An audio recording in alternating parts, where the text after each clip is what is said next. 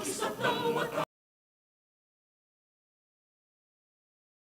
araw ng kailan ang may magdidilim, dumalang araw ng walhati, pagsinta mo'y langit sa piling mo, aming ligaya ng pag may mga api na mamatay ng dahil sa'yo.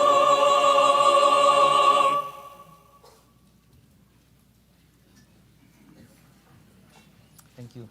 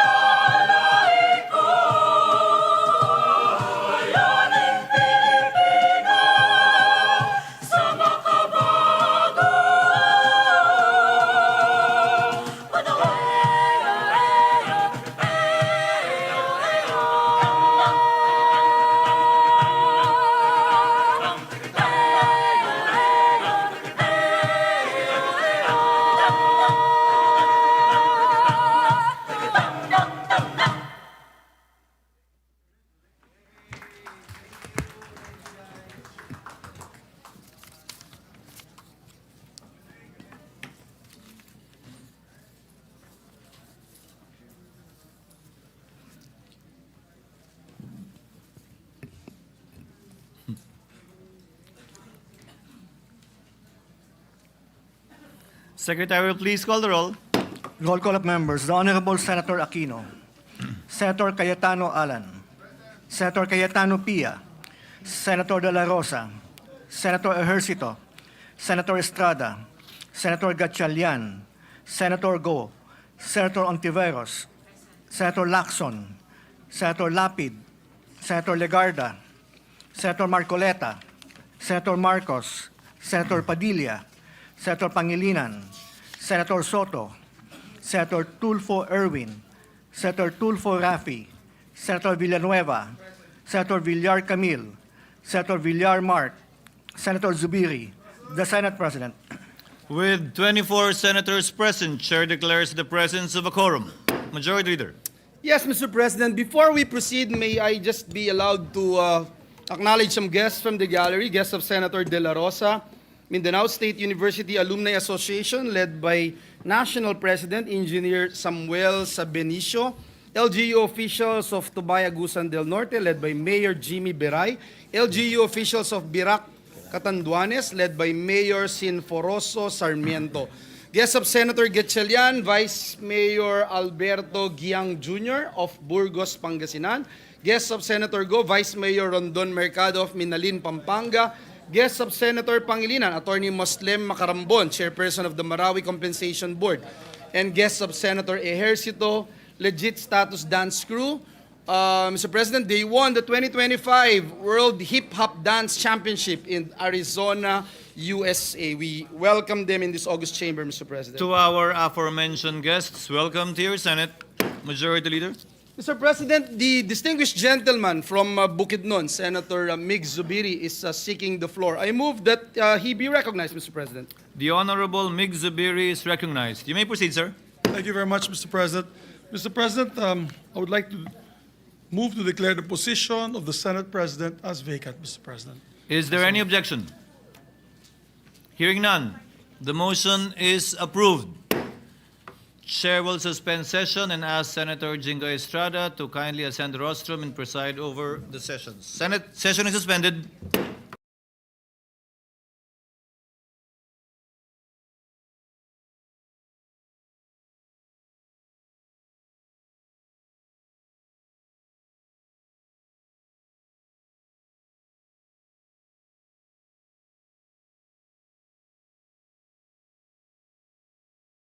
Mr. President, at this juncture, may I now move that we proceed with the election of the President of the Senate and recognize the distinguished gentleman from Bukidnon, Senator Zubiri, for his nomination. So move, Mr. President. An objection? There being none, motion is approved. Maraming salamat, Mr. President. Mr. President, I have the honor of nominating Senator Vicente C. Soto III as Senate President. We already know him to be a leader of great integrity, as exemplified by his time as Vice Mayor of Quezon City, as Senate Majority Leader, as Senate Minority Leader, and of course, as Senate President. Having had the honor of working alongside him as his Majority Leader during the 17th and 18th Congress, I witnessed firsthand his peerless leadership and work ethic, and I can say with conviction that he has been nothing short of a reliable and trustworthy leader. As Senate President, he always led with fairness and transparency, and he led with an open ear and a decisive hand, ensuring unity and stability in the Senate at all times. Most importantly, he was a traditionalist in the very best sense of the word, consistently upholding the rules and traditions that protected the integrity of the Senate as the nation's last bastion of democracy. With Senator Soto as Senate President, the Senate is in good hands. Maraming salamat po, Your Honors. Thank you, Senator Zubiri, Majority Leader. Yes, Mr. President, there are no other nominations. Mr. President, I therefore move that we close the period of nomination. So move, Mr. Any President. objection? There being none, the motion is hereby approved.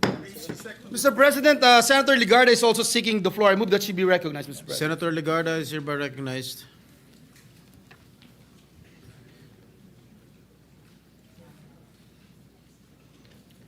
Thank you, Mr. President.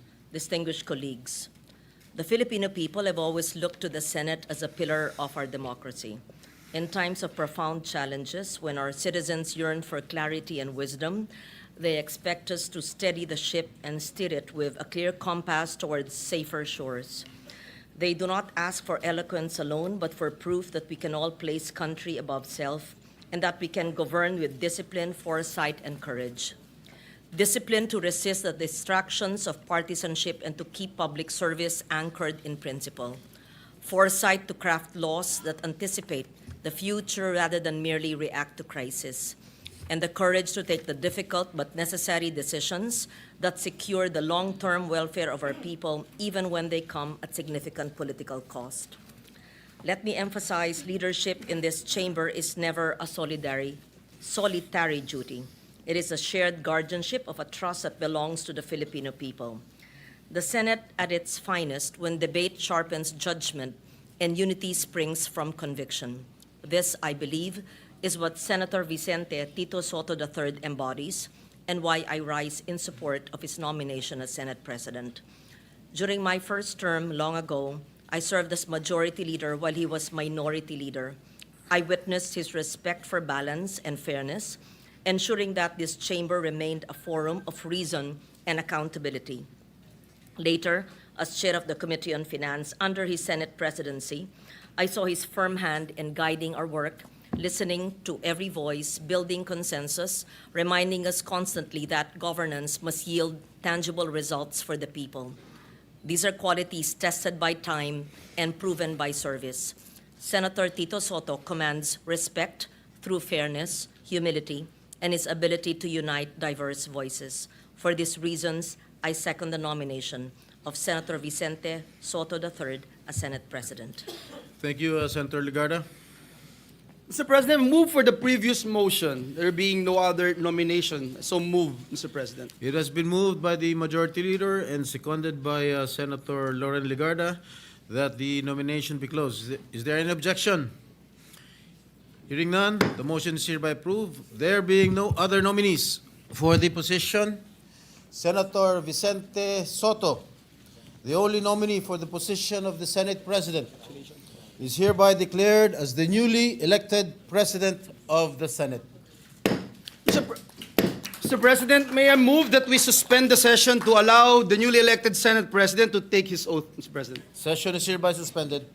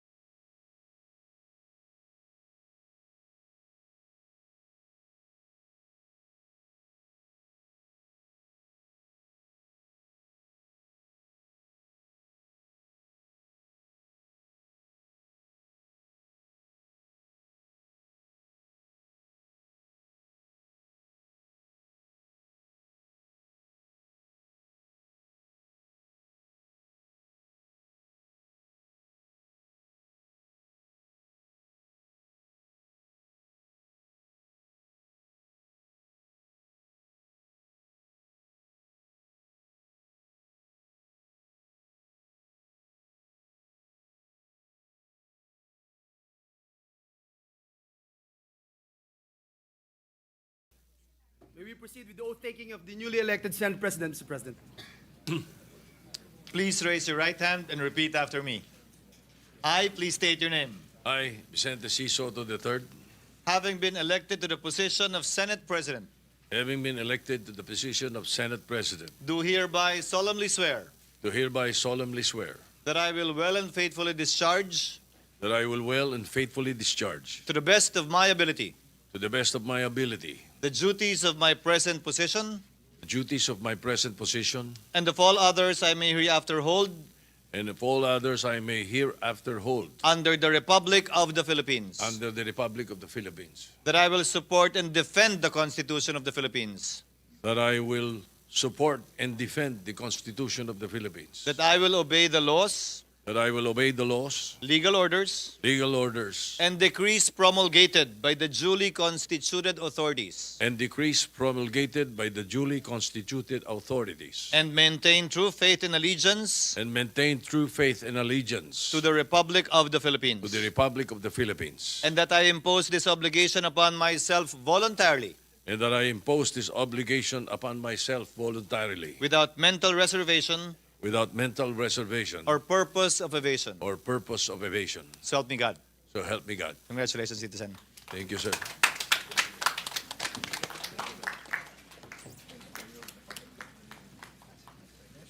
May I ask for a minute suspension, Mr. President. Session is suspended.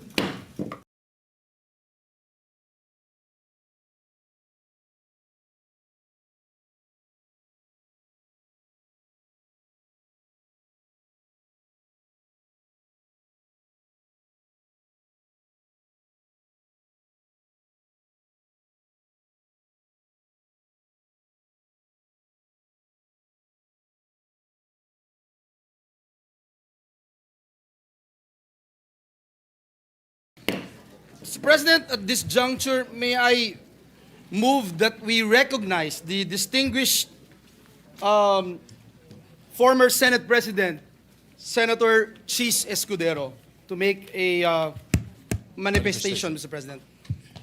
The former Senate President, Senator Chiz Escudero, is hereby recognized for a manifestation. Thank you, Majority Leader. Thank you, Mr. Senate President. Nais ko lamang po magbigay ng maikling manifestasyon.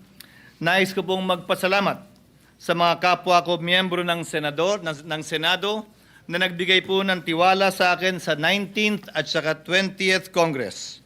Nais ko din po magpasalamat sa mga opisyal at kawani ng Senado. Karangalan ko po na pagsilbihan kayo at manilbihan kasama kayo nitong nagdaang taon.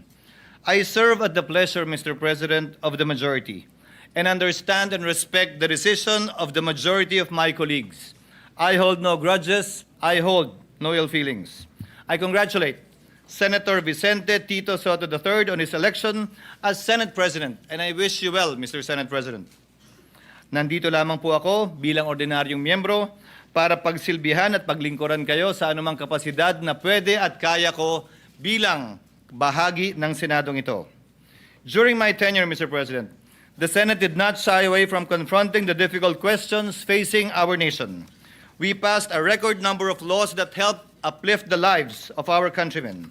We conducted hearings that unearthed corruption on a scale rarely seen before, and in doing so, we remind the public that accountability is not a mere empty rhetoric, but a duty that we must uphold.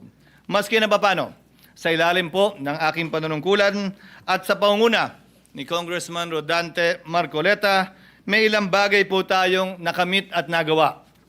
Nakapagsalita na ng bombo kaninang umaga si Congressman Toby Chanco at nabanggit lahat ng nais niyang sabihing hindi nasabi sa kabilang kamera. Nasabi na rin po, Ginoong Pangulo, ang the name that cannot be mentioned, ang pangalan ni Speaker Martin Romualdez at Congressman Zaldico sa pamamagitan ng paghihiring kanina pong hapon. And as a final act earlier, Mr. President, I signed upon the request of Congressman Marcoleta the contempt order of Assistant District Engineer Bryce Hernandez, putting him under detention already here in the Senate. Mr. President, I am proud of what the Senate has accomplished together, and I trust that the spirit of transparency and courage that have been displayed by this chamber will be sustained. Sana po, mapagpatuloy natin to.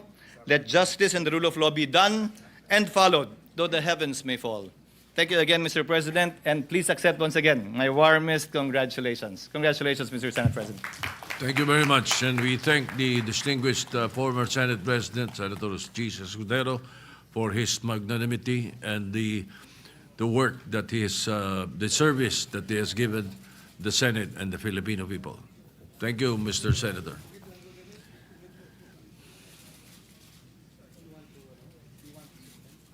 You have a 1 minute suspension? Yes, Mr. President.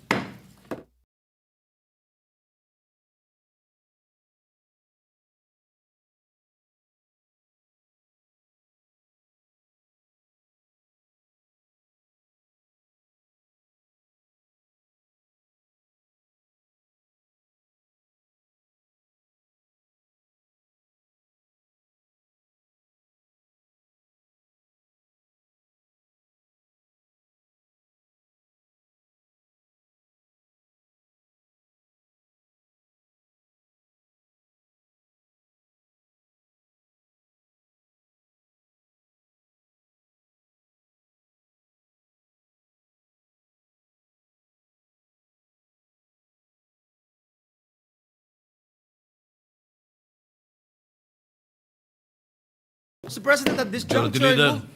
I move that we recognize the distinguished gentleman from Bukidnon, Senator Mig Zubiri, for his nomination. I so move, Mr. President.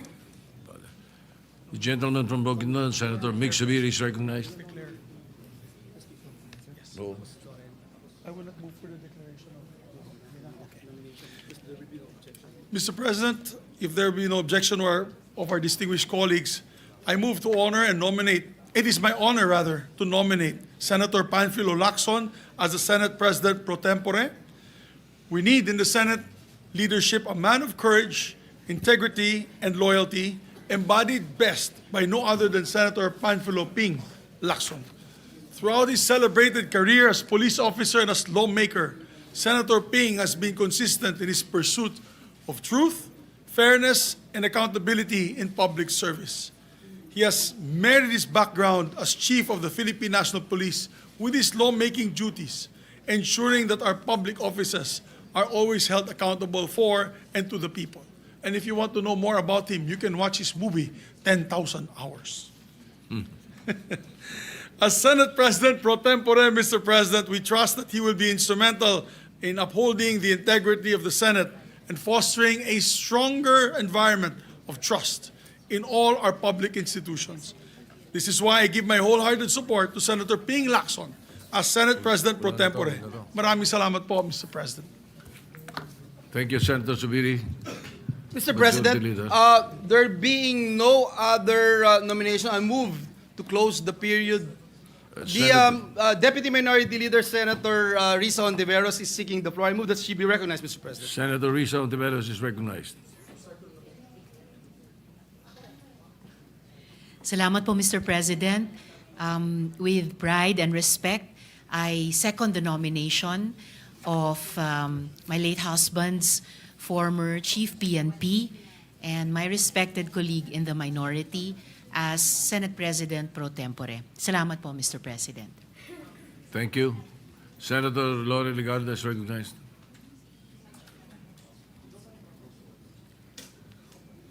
Mr. President, distinguished colleagues, ang tama ay ipaglaban, ang mali ay labanan. These words capture the essence of Senator Panfilo Ping Lacson's public service. They are not mere slogans, but a creed he has lived by in more than 50 years of public service as a police officer, humanitarian, and legislator. On just the 12th session day of this Congress, while many committees were still preparing to organize, Senator Lacson had already pieced together a puzzle long hidden from the public eye. True to his role as the watchdog of the national budget, he examined budget allocations line by line and deployed his team to the ground. This is the work of Senator Lacson, to let truth speak through evidence and prove that integrity is not negotiable. His diligence does not rest on rhetoric, but on facts that cannot be silenced, on unrelenting investigation, and on a discipline that few can match. Time and again, he has shown that his purpose is singular, to confront corruption head-on, to ensure that the Filipino people receive nothing less than clean and honest governance. No one dares question his commitment to his standard, for if there is one word that defines Senator Ping Lacson, it is incorruptible, a proof that one man's integrity and principle can raise the standard for us all. For these reasons, I second the nomination of Senator Panfilo Ping Lacson as Senate President Pro Tempore. Thank you. Thank you, Senator Ligarda. The Majority Mr. Leader. President, move for the previous motion that we close the period of nomination, Mr. President. Any objection? Chair hears none. The period of nomination is closed.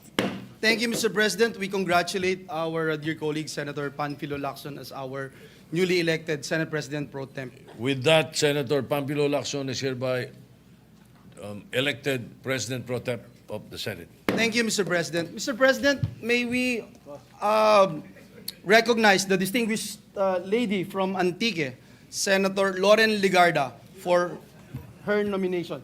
Senator Loren Ligarda is recognized.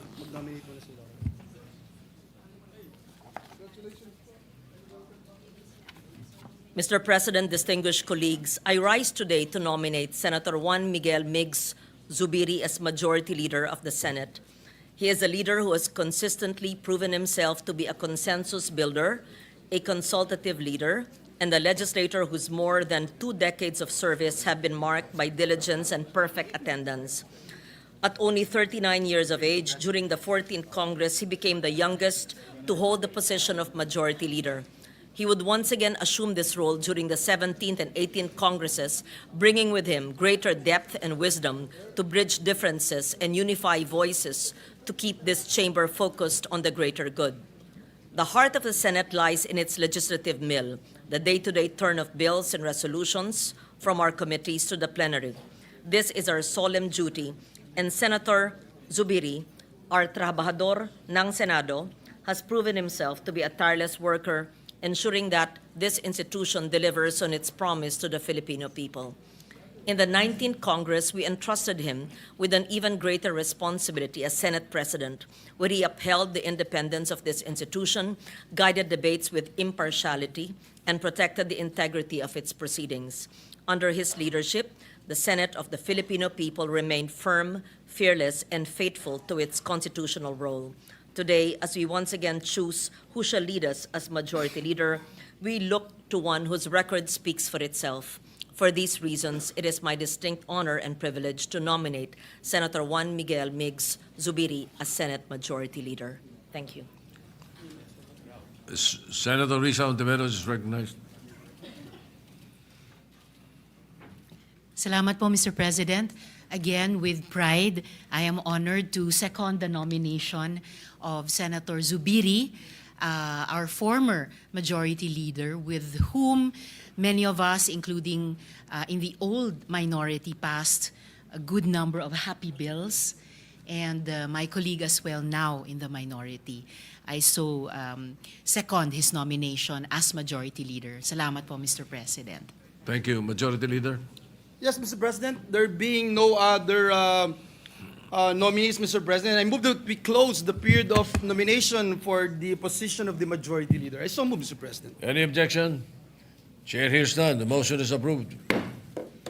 Thank you, Mr. Senator President. Mig Subiri is hereby elected Majority Leader or Chairman of the Committee on Rules. Thank you, Mr. President. We congratulate our dear colleague, Senator Zubiri, as our newly elected Majority Leader. Mr. President, may I move that we suspend the session to allow our Senate President Pro-Tempore and the Majority Leader to take the respective oaths of office, one after the other. So move, Mr. President.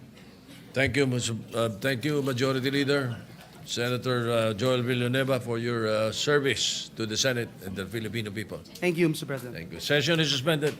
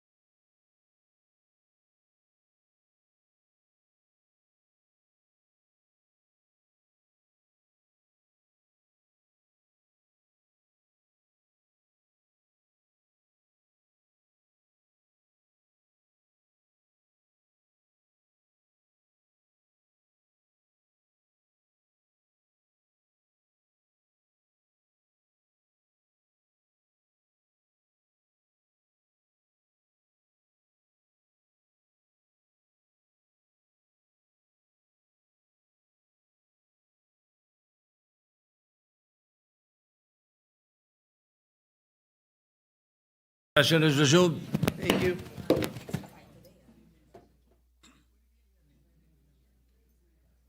Please raise your right hand and repeat after me. I, Panfilo M. Lacson, having been elected having been elected to the position of Senate President Pro-Tempore, to the position of Senate President Pro-Tempore, do hereby solemnly swear do hereby solemnly swear that I will well and faithfully discharge, that I will well and faithfully discharge, to the best of my ability, to the best of my ability, the duties of my present position the duties of my present position and of all others I may hereafter hold, and of all others I may hereafter hold under the Republic of the Philippines, under the Republic of the Philippines, that I will support and defend that I will support and defend the Constitution of the Philippines, the Constitution of the Philippines, that I will obey the laws, that I will obey the laws, legal orders, and and decrees promulgated by the duly constituted authorities, decrees promulgated by the duly constituted authorities, and maintain true faith and allegiance and maintain true faith and allegiance to the Republic of the Philippines, to the Republic of the Philippines, that I impose this obligation upon myself voluntarily, and that I impose this obligation upon myself voluntarily without mental reservation without mental reservation or purpose of evasion. or purpose of evasion. So help me God. So help me God. Thank you, sir.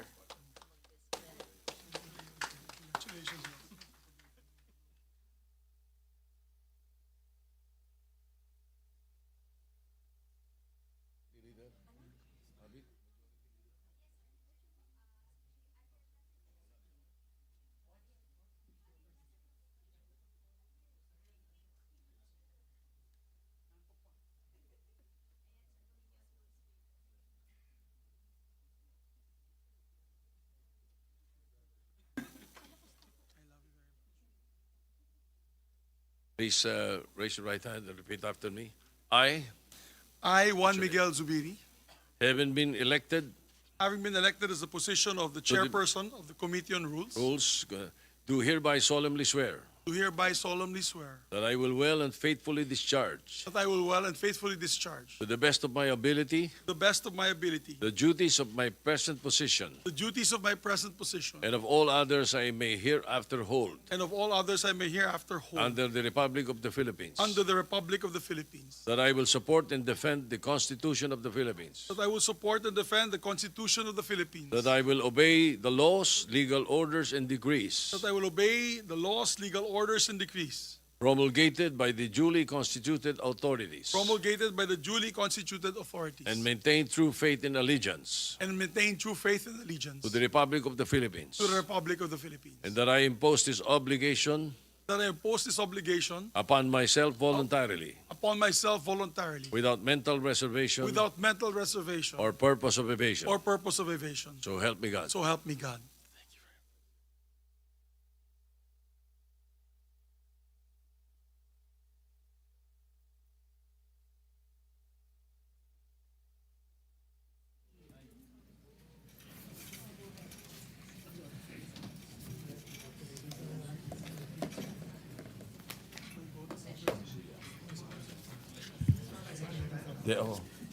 Bababa.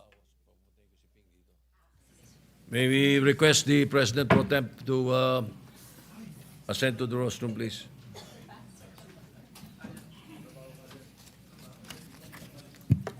Session is suspended.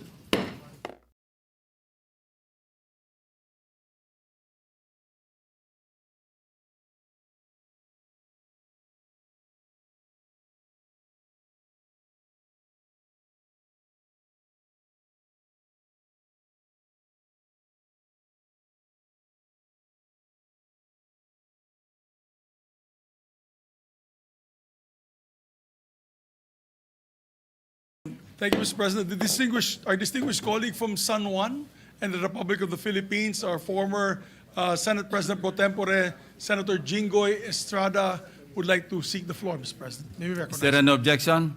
Hearing none, the gentleman from San Juan and Zambales is recognized.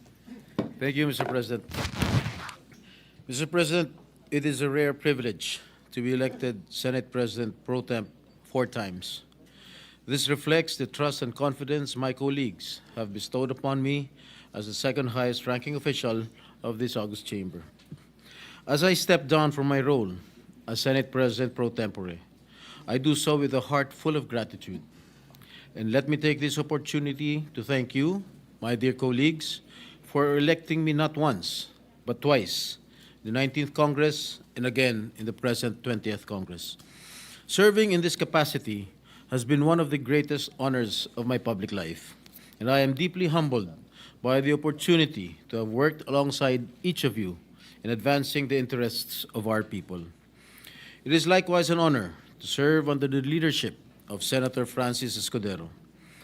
I have deep respect and great admiration for this person, whom I have had the privilege of working with in previous Congresses. I have seen up close his keen intellect, calm demeanor, and unwavering dedication to public service. He is a man of few words, but when he speaks, his words carry weight, grounded in solid legal reasoning, measured thought, and clear principles. And during his tenure, the Senate functioned not just as a legislative body, but as a protector of democratic institutions, champion of truth, and a venue for dignified debate on important issues. Isang malaking karangalan na hindi lamang makatrabaho, kundi maging katuwang ng isang Francis Escudero sa kanyang pamumuno dito sa Senado. And today, we mark a new chapter in the Senate. I extend my warmest congratulations to now Senate President Vicente Soto as our new Senate President. His leadership, experience, and steady hand will surely guide us through the challenges ahead. Leadership may shift, but our shared commitment to the Filipino people remains steadfast. And as I return to the ranks, I do so with renewed energy and the same resolve to serve, legislate, and uphold the values that bind us as one Senate. Whether I hold the position of Senate President Pro-Tempore or not, I am ready to lead when needed, and I will always work behind the scenes to keep this institution running with integrity and purpose. Lastly, I would also like to congratulate my successor, Senate President Pro-Temp, Senator Ping Lacson. Thank you, Mr. President. Thank you, Senator Jingo Estrada. Majority Leader. Yes, Mr. President, we'd like to... Yes, we'd like to recognize, Mr. President, a distinguished colleague from Taguig and Pateros in the Republic of the Philippines, no other than Alan Peter Cayetano, Mr. President. Is there any objection? Senator Alan Peter Cayetano is recognized. Thank you, Mr. President. Mr. President, I was with former Senate President Escudero 60 minutes before we had to start the session. And then I intently listened to the prayer of our now Senate President, Tito Soto. And it warms my heart that the two gentlemen and us who support them individually and collectively as a Senate can truly say, and even Brother Robin, kasi po si Propetang Jeremiah ay propeta sa Hudyo, Muslim at Kristiyano, we can truly say the warmness in our heart na pag sinabing, "For I know the plans I have for you, plans to prosper you and not to harm you, plans to give you hope in a future," is true for all of us. I saw the hope, I saw the humility, I saw the passion in the prayer of Senate President Soto, but I also saw the compassion, the sincerity, the humility of Senate President Escudero in stepping down.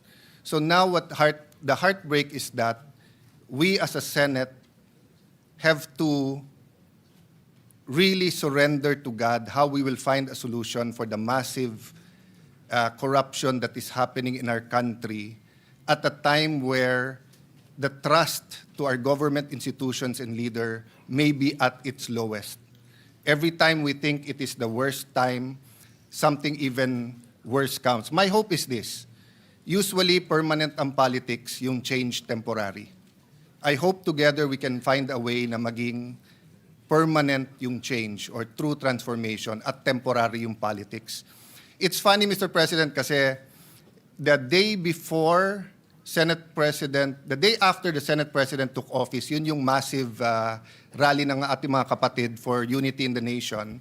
So I can claim that nagsimula yung Senate presidency ni Senate President Escudero ng panahon ng isang Sara D. or the Vice President Sara Duterte. This morning, we heard another Sara D., Sara Diskaya, and that ended naman his Senate President. So, sarado na po ang term ni Senate President Escudero. Pero, nagbubukas pa lang ang linaw, and I do not say na yung sinabi ni Sara Diskaya kanina is gospel truth. I know there's a lot of truth there. Marami pang truth ang lalabas. So I just want to in congratulating Senator Soto, Senator Lacson, Senator Migs, all of our colleagues, I would like to manifest that I'll probably remain in the minority, but I look forward to working with you, whether we agree or disagree, because the country needs the Senate now more than ever. And my only regret naman or heartbreak is that Senator Villanueva and Senator Escudero was not able to fully vent the issues against them, precisely because every time they wanted to, they thought of the Senate. Having said that, they will have all the time and opportunity now, and the Senate always finds a way that even if its members disagree, we move forward as an institution that loves God and loves our country. So for the capacity, in my capacity, in different capacities of the committees I have held, I'd like to thank everyone for that opportunity also. Again, Senate President, welcome back and congratulations. Thank you, Senator Alan. Peter Cayetano, Majority Leader. Senator Joel. Yeah. Yes, Mr. President, we'd like to recognize my distinguished Majority Floor Leader in the 19th Congress, and also the distinguished Majority Floor Leader of the 20th Congress, no other than my dear friend, former Senate Majority Leader Joel Villanueva. Mr. President. Is there any objection? Hearing none, Senator Joel Villanueva is recognized. Thank you, Mr. President. Thank you to our Majority Leader. Very short manifestation, Mr. President. Indeed, it's a great honor and privilege, karangalang napakalaki bilang isang anak ng isang Bulakenyo na makapaglingkod bilang inyong Majority Leader dito sa Senado. Karangalan po natin makapaglingkod under the leadership of then Senate President Mig Zubiri, then Senate President Chiz Escudero, na talagang nagtiwala din po sa atin. Muli, maraming salamat sa ating mga kasamahan dito sa Senado for all your trust and confidence to this representation. Lagi pong napakalaking karangalan yung mabigyan ng posisyon, lalo na sa liderato ng Senado, na paglingkuran ang ating Diyos at ang ating bayan, at lalong-lalo na po ang mahal na mahal nating institusyon. Kanina po kasama po ako with Your Honor, the presiding officer and Senate President and the Majority Leader doon sa meeting natin kanina for this very smooth transition. At isa lamang po yung ating napagkasunduan, lahat po tayo may isang common denominator.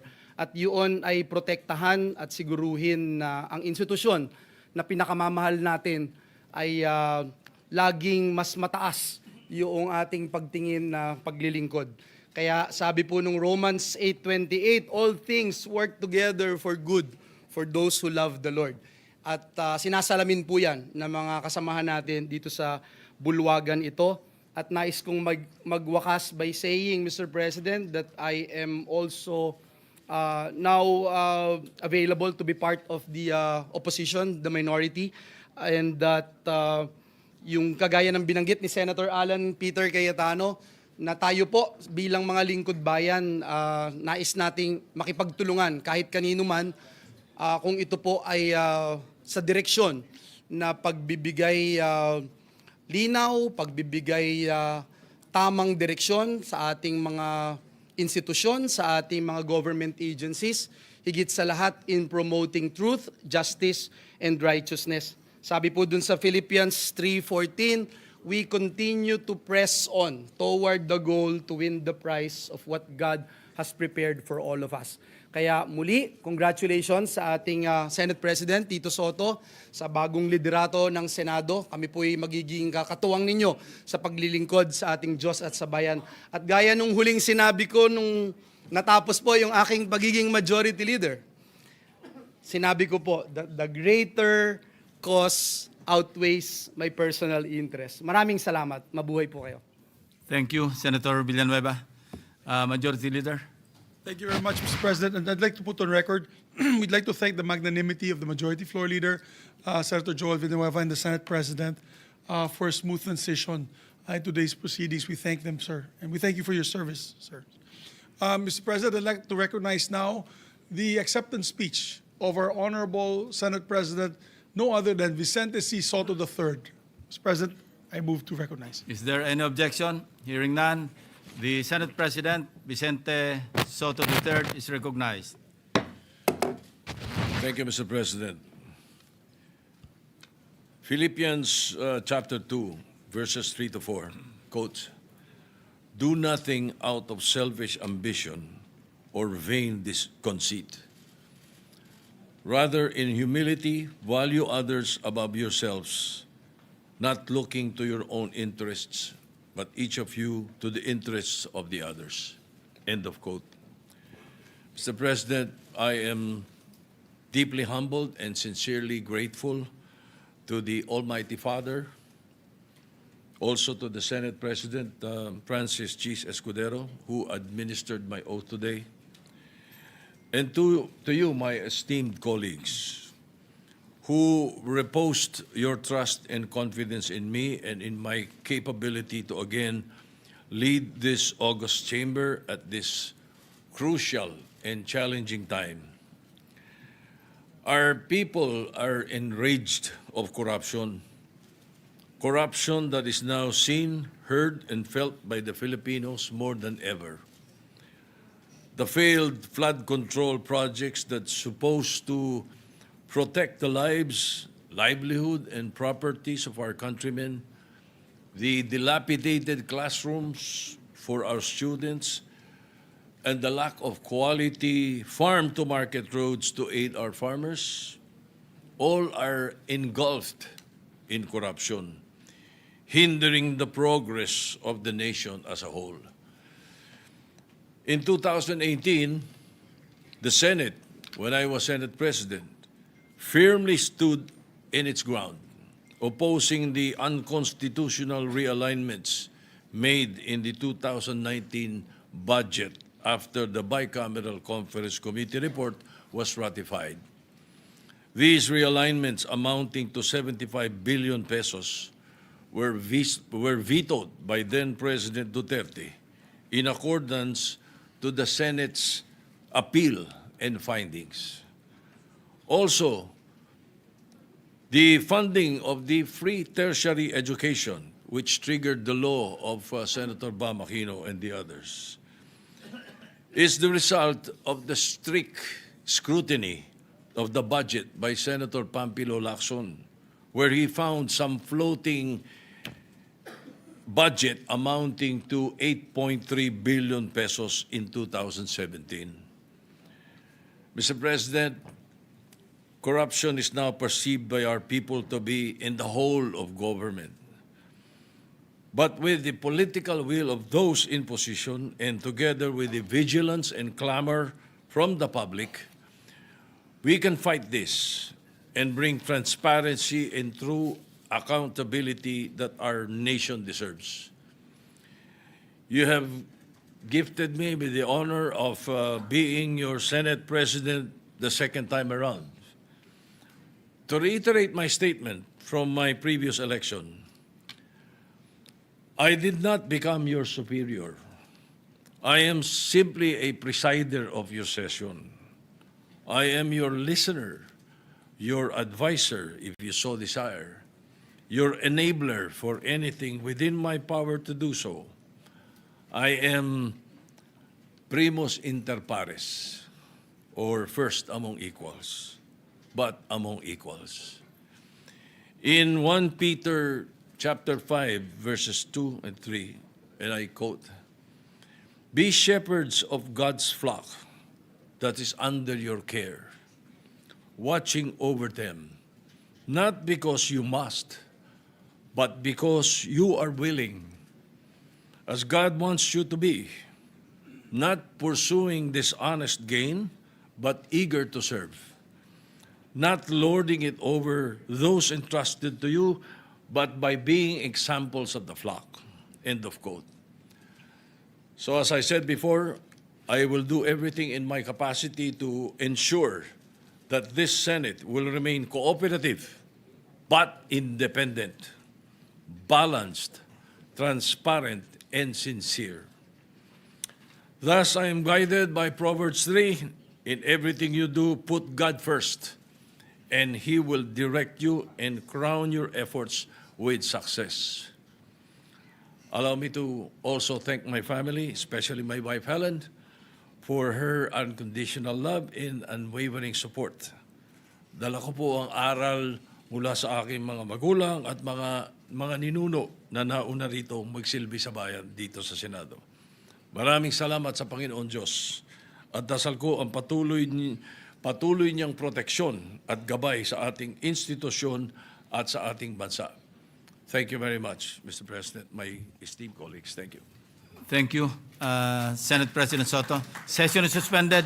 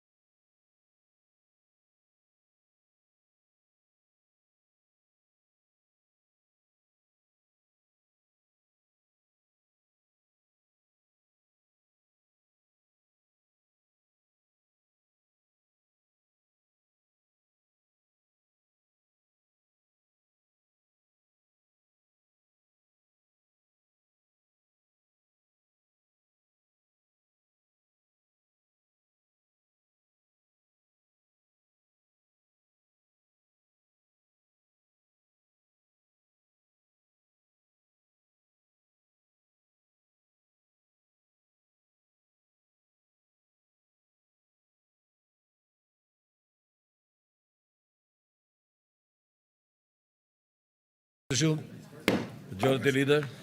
Thank you, Mr. President. Mr. President, I move that we dispense with the reading of the Journal of the 16th session, Wednesday, September 3, 2025, and consider the same as approved. So moved. Any objection? Chair is none. The journal is hereby approved. Thank you very much, Mr. President. Mr. President, we should call it a day. So I move that we adjourn session until 3 o'clock in the afternoon, Tuesday, September 9, 2025. I so move, Mr. President. Hearing no objection, the session is adjourned until 3 o'clock of Tuesday, September 9, 2025. Thank you, Mr. President.